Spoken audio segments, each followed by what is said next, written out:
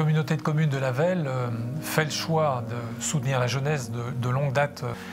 Et il est vrai que les gymnases sont beaucoup sollicités. Ce sont près de 15 000 heures qui, chaque année, sont utilisées par quelques 35 associations au total.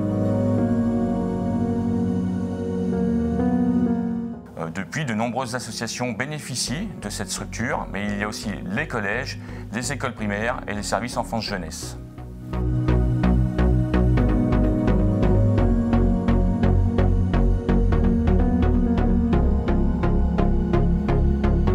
Au total, ce seront près de 3 millions d'euros qui vont être consacrés à la rénovation des deux gymnases de Mézeria et de Venat.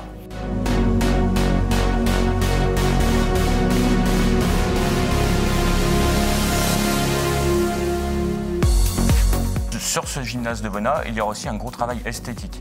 Nous allons revoir l'enveloppe extérieure complètement pour le rénover.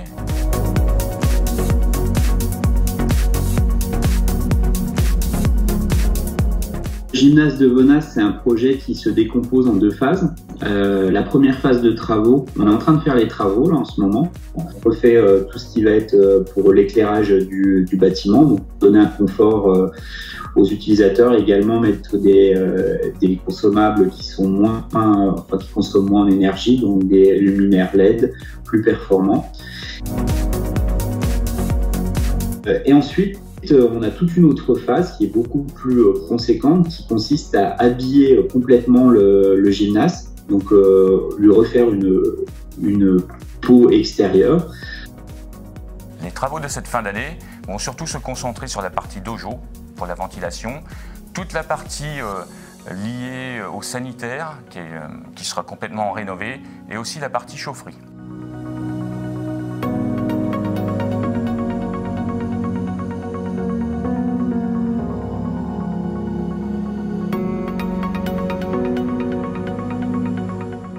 L'objectif était de travailler pour réduire par 3 ou par 4 ses consommations.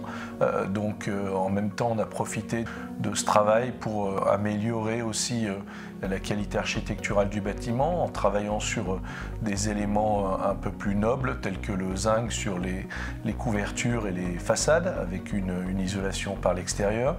On aura aussi une requalification de l'entrée avec un arrêt bus et puis un portillon qui permet de faire rentrer les enfants dans une zone qui sera sécurisée vis-à-vis de la voirie.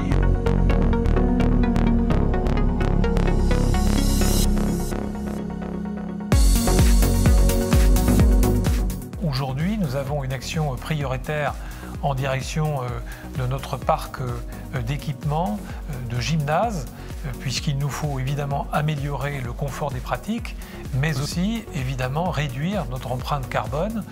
C'est aller dans le sens de cette feuille de route dont nous nous dotons, ce plan climat et énergie territoriale, qui consiste en effet, d'ici à 2026, à réduire nos consommations énergétiques. Et donc nous sommes là dans une forme de cohérence dont nous savons qu'elle sert à la fois notre planète, qu'elle sert le territoire, les plus jeunes et le tissu associatif.